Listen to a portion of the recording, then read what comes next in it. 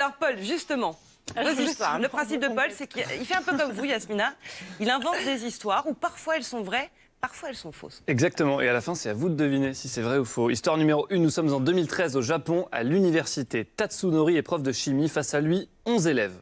Mesdemoiselles, messieurs, l'exercice du jour est simple. Chacun d'entre vous va fabriquer une préparation chimique bien précise dont voici la formule. C'est à vous de jouer. Les élèves se mettent au travail, ils sont tous très appliqués. Chacun arrive au bout de son expérience et Tatsunori prend la parole. Bravo à tous, je suis fier de vous. Bravo, vous pouvez ranger le matériel et laisser les petites pilules que vous venez de créer sur les bureaux. Je vais me charger de les récolter. Et en fait, Tatsunori vient de faire fabriquer à ses élèves de l'ecstasy, donc de la drogue. Histoire vraie ou fausse?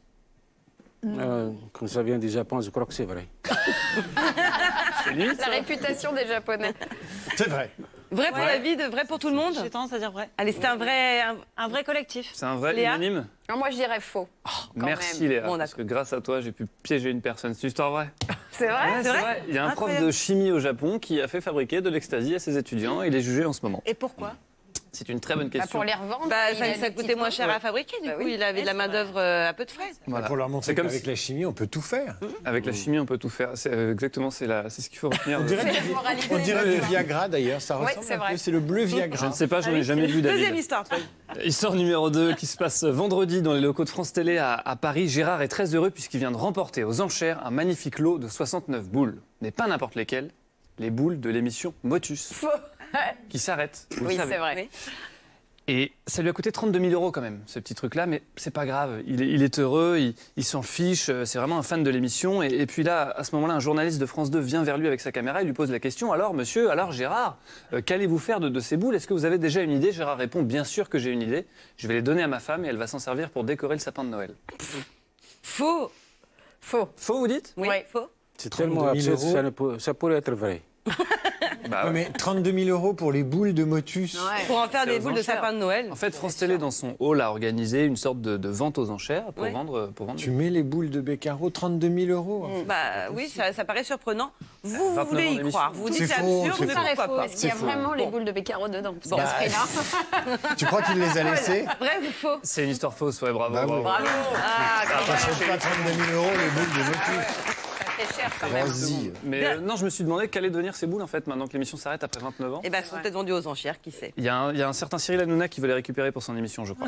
Non, c'est vrai, c'est pas une vanne du tout. Vous voyez, comme quoi la fiction dépasse parfois de la réalité. Et ça, Yasmina Kadra est bien placée pour le savoir. Histoire sur vous maintenant, Yasmina Kadra. Donc je raconte une histoire, vous restez stoïque et puis les autres doivent jouer autour de la table. Nous sommes en 2015 à Paris dans les locaux d'une chaîne d'infos dont je tairai le nom.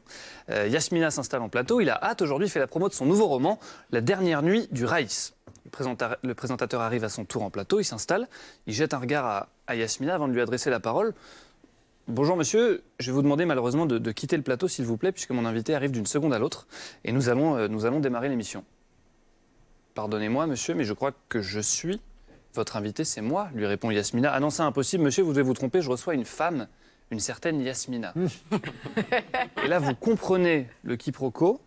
Vous lui expliquez la situation et il comprendra très bien, mais il vous enverra des messages d'excuses pendant 2 semaines suite à ce petit incident. Moi, Moi, je Histoire dis vraie ou vrai. fausse? Ouais, Moi vrai, aussi, vrai. Attends, quelle émission, à quel endroit? C'est sur une chaîne d'infos, je me suis Sans dit citer que le j'allais nom. pas...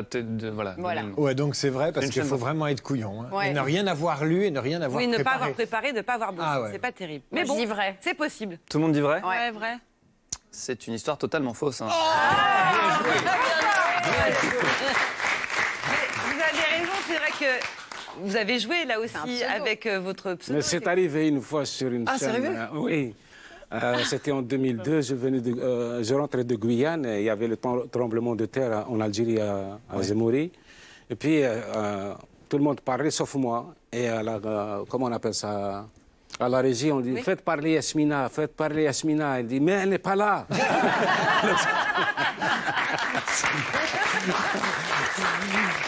Il faut dire que vous vous êtes amusé en prenant ce pseudo. Ah non, pas du Le tout. prénom Moi, de je l'ai votre choisi dans un moment terrible. C'est-à-dire, moi, quand je l'ai choisi, j'étais absolument certain de mourir.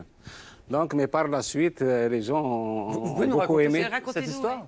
Ben, Pourquoi est-ce que vous avez choisi de vous appeler Yasmina Kadra et pourquoi est-ce que vous étiez en train de mourir à ce moment-là? Parce que j'avais écrit un livre qui était, c'était Morituri, et moi j'étais en train de faire la guerre, j'étais absolument certain de mourir, et je voulais laisser quelque chose à mes enfants, et j'ai choisi, comme pour postérité, les prénoms de ma femme. Parce qu'un jour, ma femme a dit tu m'as donné ton nom pour la vie, je te donne le mien pour la postérité. Et c'est pour ça que j'ai choisi ces prénoms. C'est trop mignon. C'est une très belle histoire. et Ça c'est vrai change, que- oui. ça change quelque chose d'avoir une partie de votre identité littéraire féminine.